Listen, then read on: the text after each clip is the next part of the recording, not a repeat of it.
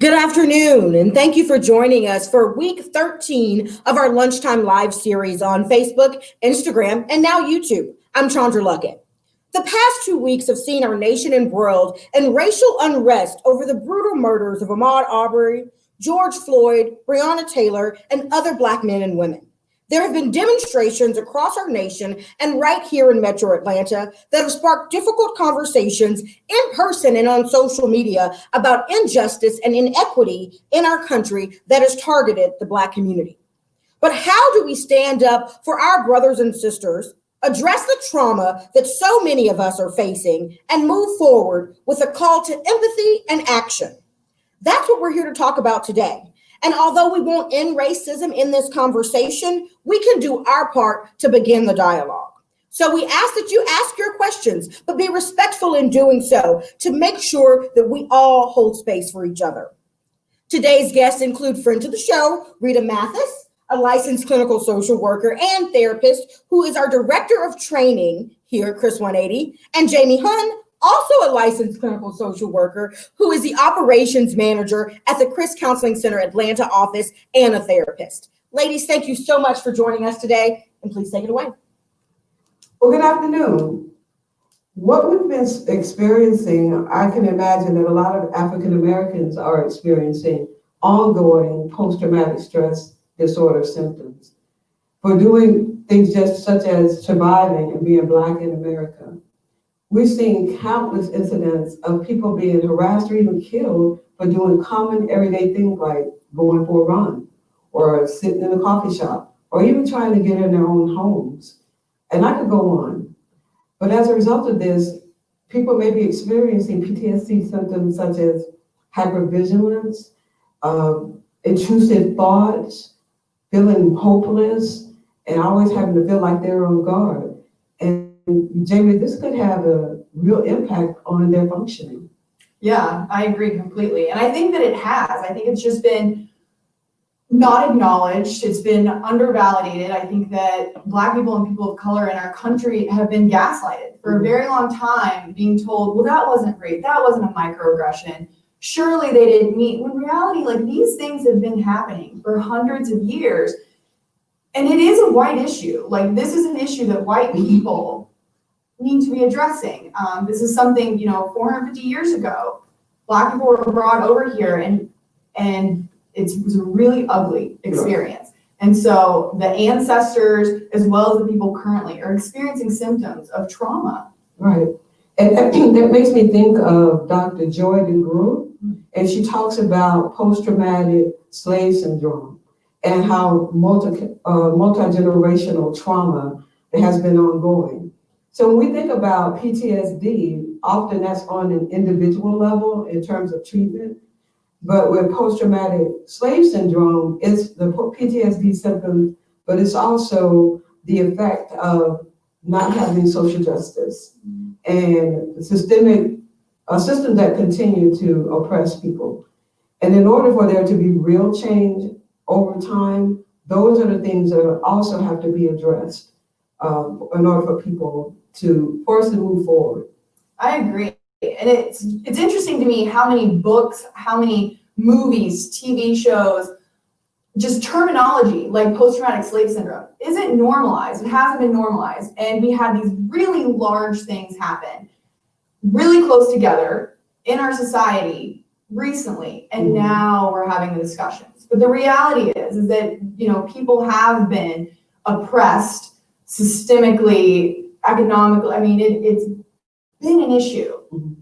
And it's very sad that it's taken these events to get us where we are, and we have to be intentional about how we use this time and space. Right.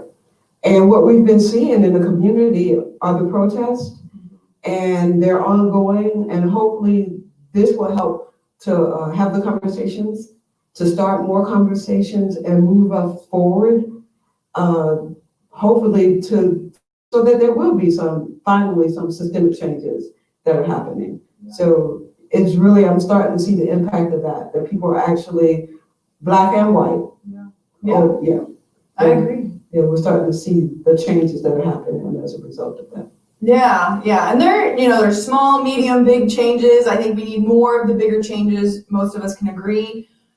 And I appreciate you bringing up conversations, because I think, I mentioned that it is a white problem, and it is something that white people need to be addressing in their homes and in their community at large. And what that means is we have to have conversations. So many of us are really uncomfortable right now. We're having trouble concentrating, symptom of trauma. We're having trouble sleeping. We're feeling uncomfortable in social situations. We're getting anxious when we're using our social media, or we get on TV, because we're getting a lot of messages right now. We're being flooded with messages about race.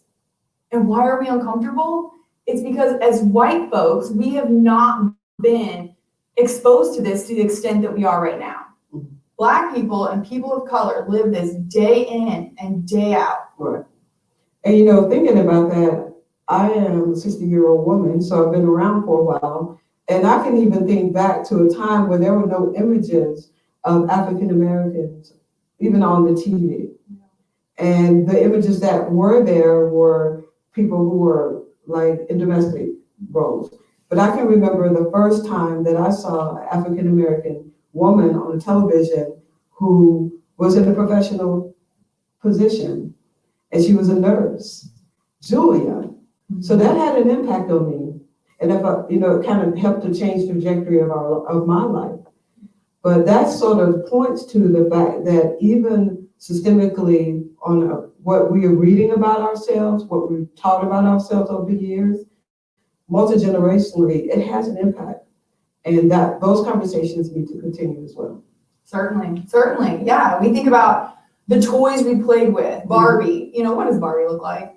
Come on. And those are the standards. Those are the standards that all people are held to. We grow up with these images and this subliminal messaging of what it looks like to be white, what it looks like to be Black. And if you're reading, which I encourage, to have these conversations is to inform ourselves. And so I'm currently reading White Fragility, which is written by a white author. And what I take from that is that it is on white people to help other white people get to where we need to be in terms of race and discussion and level of comfort. And so, yes, we are sent these messages throughout our lives that being white is better. Mm-hmm. How crazy is that? I'm saying that out loud because this is what needs to be said out loud. We have to have these discussions. It's uncomfortable. It doesn't feel good to say that there is a message that has been sent to us that white is better, because that's not okay. But we have to call it. We have to acknowledge. The first step is acknowledging what has played out in order to make any sense of change. So yes, we're watching the Huxtables, which is great. We love the Huxtables. That's one. And then we can name countless other white shows. And so it's the Huxtables, or it's the complete opposite, where stereotypes are playing out, and we're being shown images of Black men as a criminal and just severe poverty and things like that, which unfortunately is a large reality because there are systemic and the economic differences between people of color and white people it's there. It is there. You drive through Atlanta and you see it. Right. And so, like you were talking about, we have to begin to recognize systemically where this is happening, and how it's almost like it is, not almost, it's a part of our assimilation. That after a while, we just sort of accept it, that this is how things are. But in order for things to change, we have to face it and start to have those difficult conversations, both Black and white together, and acknowledging that there is systemic oppression that is ongoing, that impacts people's lives, impact their ability to get jobs, and it can ultimately impact their ability to walk down the street. Yeah. So it's really important. Unfortunately, it is. It's so hard. It's so difficult, but we have to have the conversations, and we have to call into attention our own biases and our own prejudice, because we're talking about the messages we've been sent throughout our lives, and they impact how we see the world. So we have to acknowledge, I think that feeling I had, that thought that I initially had whenever a Black man was walking by me on the sidewalk, that was a prejudice. Where did I learn that? Where did that come from? And pay attention to it and be comfortable with receiving that feedback from yourself or from others, and adapting it and moving forward, because that's what we have to do. And it's not going to be comfortable. It's not. I see we have a question. Yes. So this one is, I'm the only Black teammate in a small office of 10 to 15 people. Recently, they've wanted to have an open discussion on race, and I don't feel comfortable being on display and answering all their questions, as they will likely turn to me. I feel like it's re-traumatizing to discuss at work. How can I handle this without upsetting others? And that often happens where the responsibility starts to get put on the Black person to educate and to fix things. So in this case, it's like you're saying, it's going to be on the white people to educate themselves and to understand for themselves what it's like, and not expect the Black person to represent everything and fix it for them. Yes, 100%.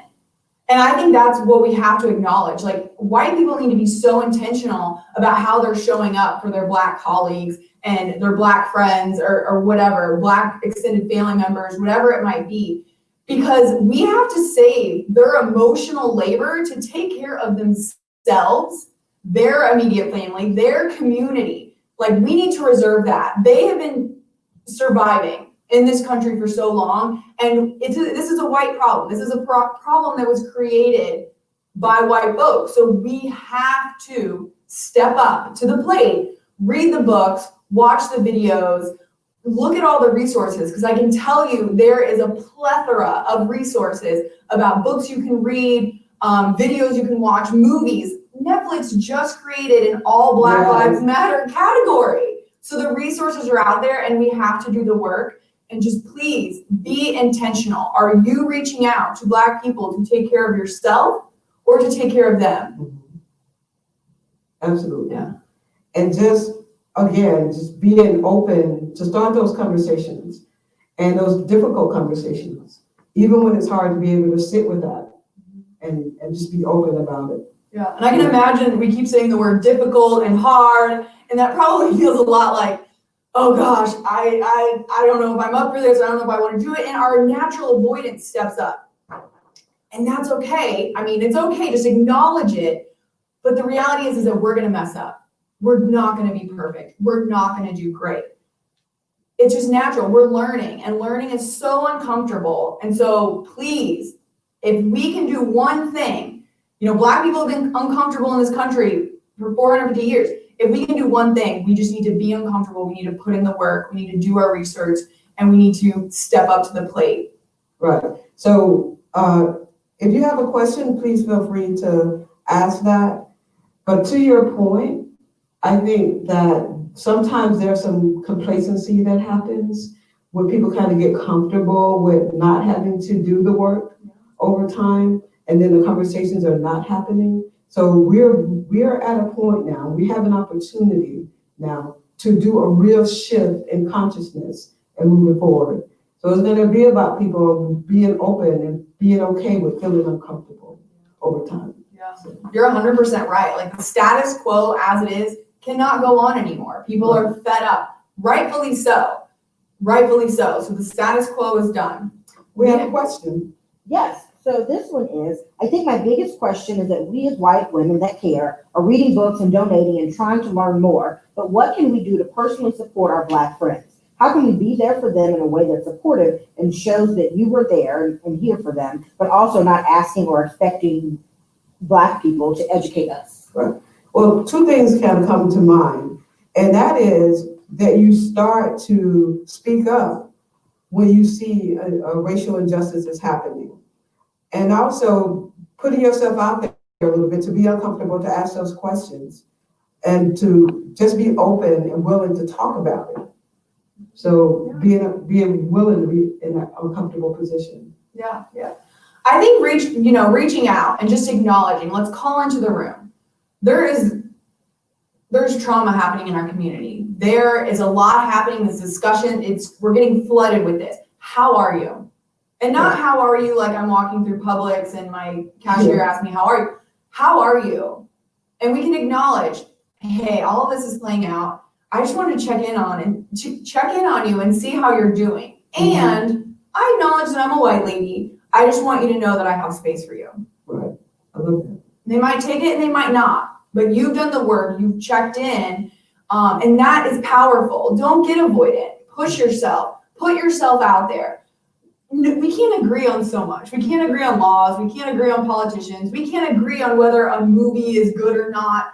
And so there's not a one way is always the right way for how to respond to this. Mm-hmm. And I think it's fair to say that how Black people and people of color are responding to this in general, in terms of like the protests and riots and things like that, we can't say that there's a right or wrong way to respond to this. Like, as a white person, I could not imagine, I never will be able to, what it would be like to hold this for centuries. And so how people are responding, we need to respect.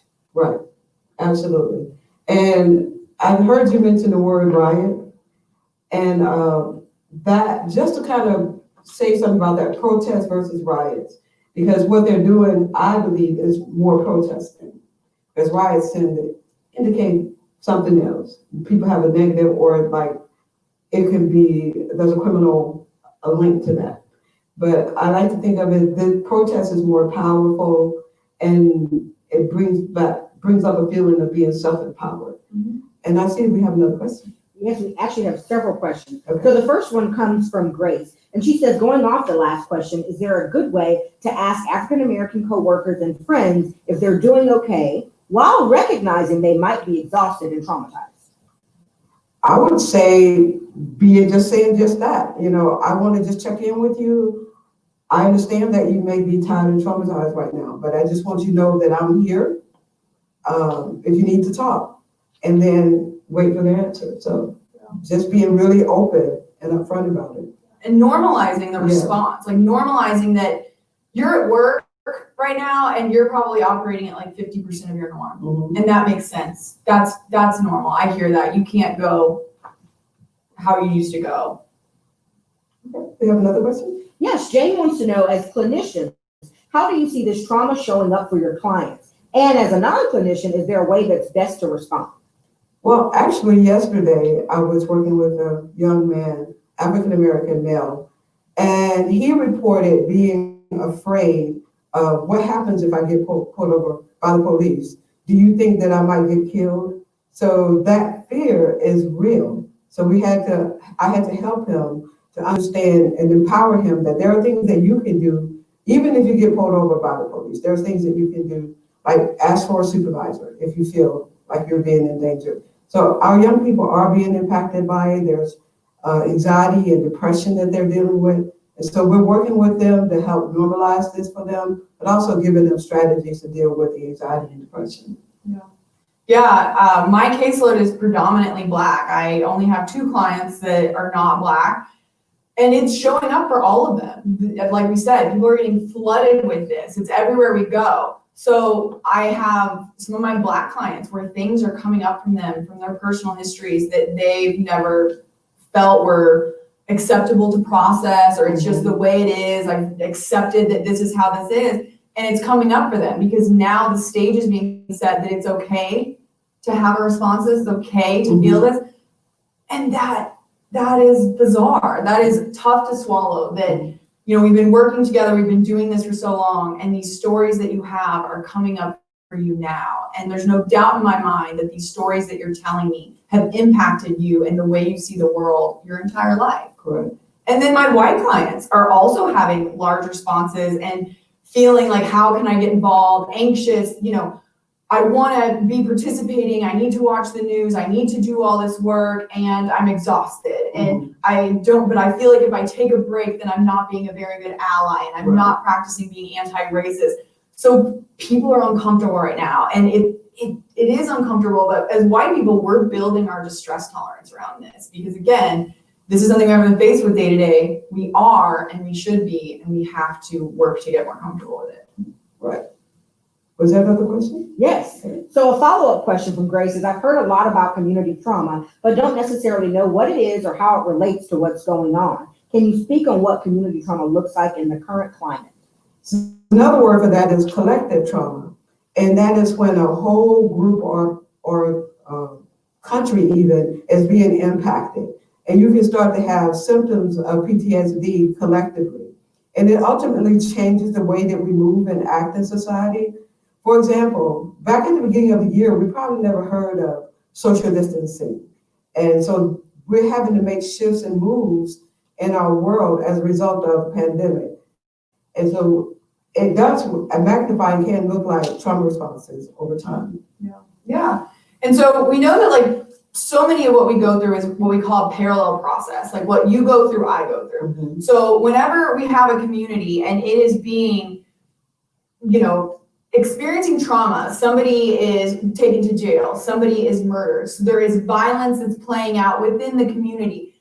Everybody is affected. I mean, we hear gunshots, and then the next morning, so the gunshots go off at 3 a.m. and the next morning there's youth that are waiting to get on the bus to go learn math. And so just being mindful that like hypervigilance and things like that, those are experiences that people that are having community trauma, and it's across the board. So it's what one is experiencing, they're experiencing. Right. And it definitely has ultimately it will have an effect on their functioning and how they move throughout the day.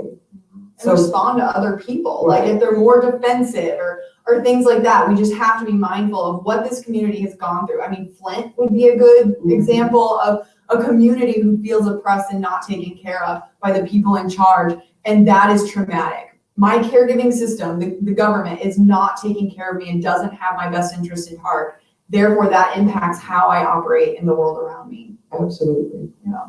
Do we have another question? So we do have a follow-up question. It says, I've always believed that I don't see color when it comes to my friends, but I've heard lately that the statement is problematic. Why? I truly believe we are all the same. So we're not all the same. And so I've heard before when you do that, you may be discounting the experiences of other people when we kind of want to look at us all the same. Our histories are different, our experiences are different. We can be open and willing to learn about different populations or different people, but our experiences are totally different. And so that is going to impact the way we move in the world, the way we operate in the world. Yeah, 100%. Yeah, that's right. We all have different experiences. We all come from different cultures and things like that. So it's so important to honor that. And being different is great. Like we want to celebrate that. Yes, do we all have like the same organs and like blood? Okay, yeah, we do have those things. But we come from such amazing backgrounds. To live in California, to live in New York is different. So yes, to be white, to be black, to be Mexican, it's different, and we just want to honor it and we want to celebrate it. So that's why we call it into the room, because there's nothing to be ashamed of. Like, right. Yes, this is something we want to celebrate. It reminded me of a story that my great-grandmother told me about explaining racism when I was a very small girl. And she said, you kind of think of it as a garden. And in this garden, there's all these different flowers, and they're all beautiful and unique in their own way, but they're all flowers. But we have to celebrate the differences and recognize the beauty in all the different flowers. I love that. That's so wonderful, Rita. I love that. So let's talk a little bit briefly about strategies for moving forward. We've talked about reading the books, watching the movies, listening to the podcast, all of those things, talking amongst one another. Those are action steps that we can take. We also want to emphasize like talking to our children. Right. You know, there's a difference in how Black parents talk to their Black children and how white people talk to their white children about race. So we really need to pay attention to that and start sending the messages of diversity and inclusion early on. We want them to have that exposure so that we can create a new history. We are not going to keep things status quo, and we need them to do that. And another strategy is to start, as white people, being willing to stand up to racial injustices, like I said, as they're happening, so that you're not complicit in the problem. If you see something, start to speak up and take that risk of not agreeing by being silent about it. Yeah. There's a saying that, what is it? Silence is like quietly endorsing. Mm-hmm. So you're kind of endorsing what has already been said, and we don't want to endorse. I don't want to put my name on a microaggression or something like that. So yeah, speak up, be uncomfortable, it's okay. And then on the other side of that, put your humility aside and just acknowledge like, okay, I have room for growth. We all do, myself included. I am doing work right now. I am not an expert. I am doing work right now. And I encourage you to join me. And I might do things, I will do things wrong, and I will misstep. And when I do, I'm going to accept it receive it, and keep it moving, because that's the least I can do.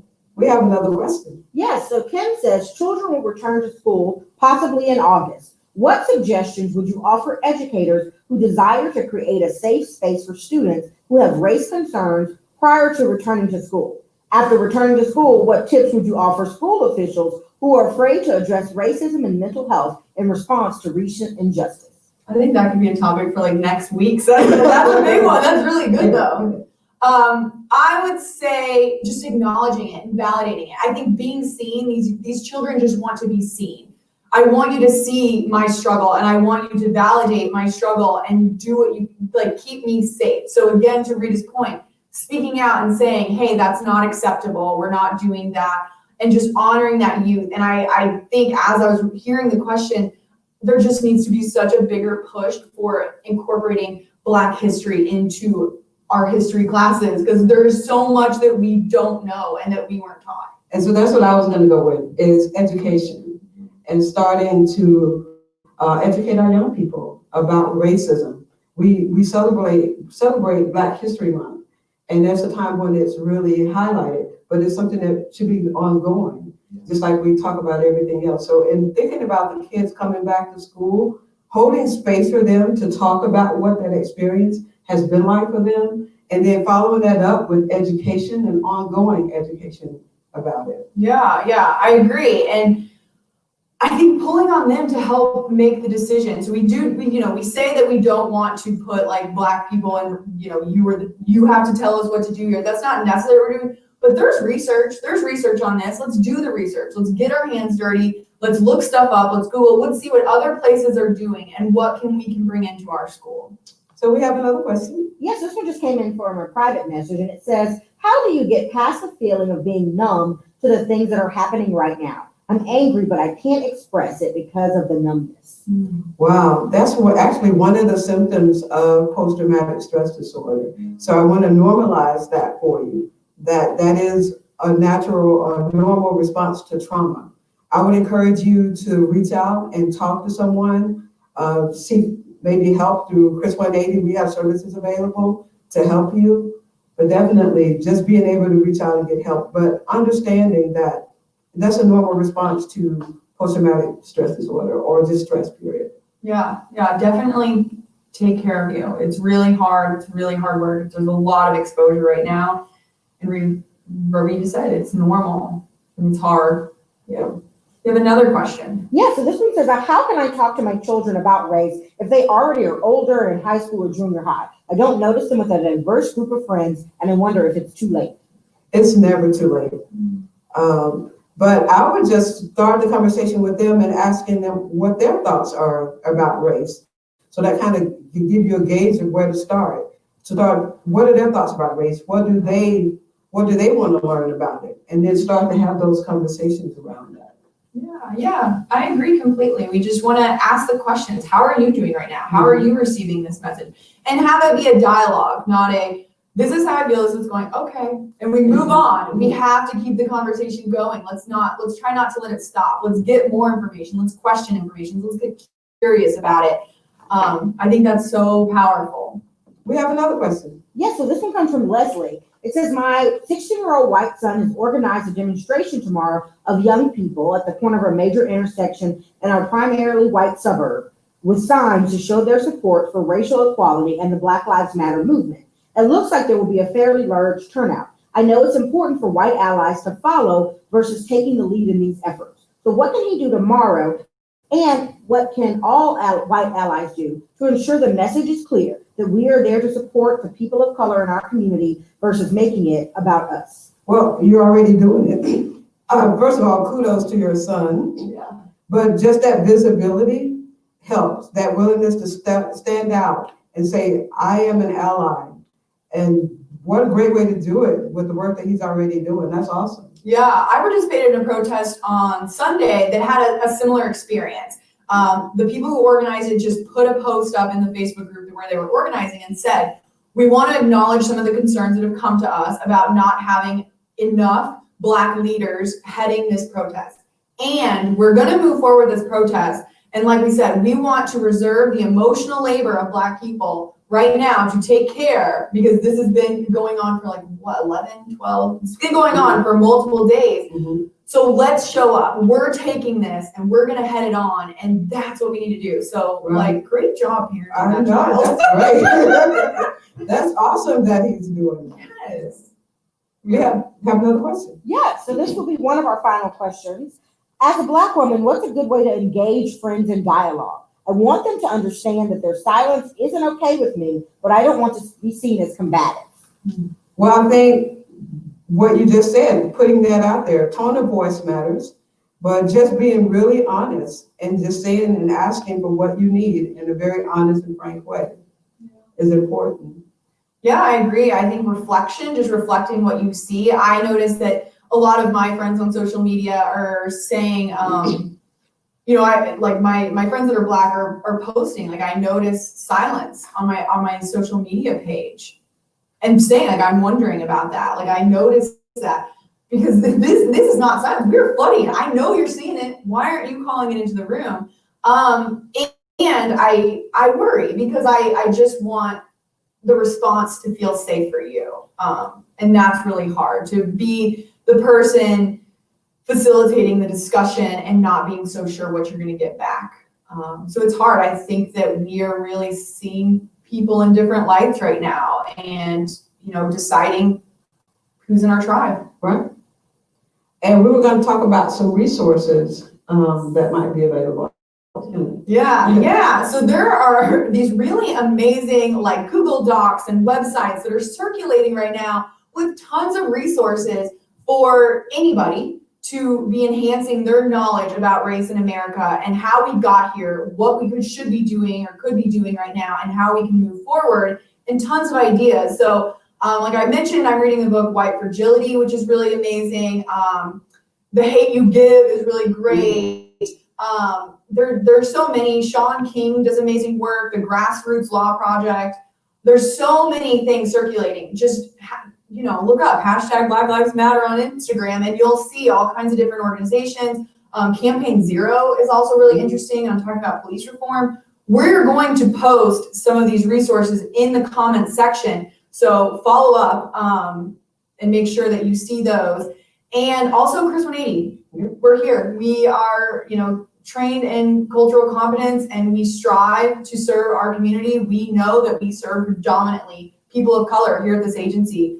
So we're here, and we want to normalize, validate, and support everybody as we go through this time. And it's going to make history. And one final thing, just what you said earlier, how the media is actually stepping up to put out information that could be educational on both Netflix. I saw it on Prime, whole sections on African American history. So just stepping up and being able to research for yourself and educate yourself.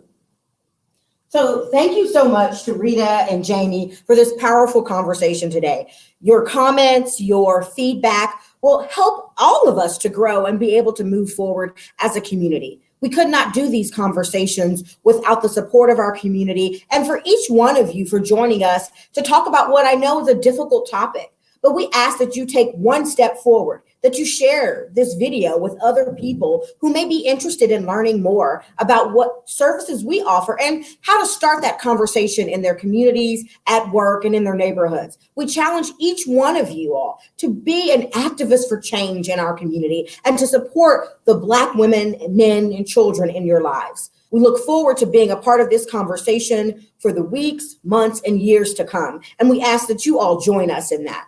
We'll be right back here next week, maybe to dive a little bit more into this topic and other topics surrounding the current pandemic situation we're all living in. We thank you for being here and for being a part of the Chris 180 community. We'll see you next week.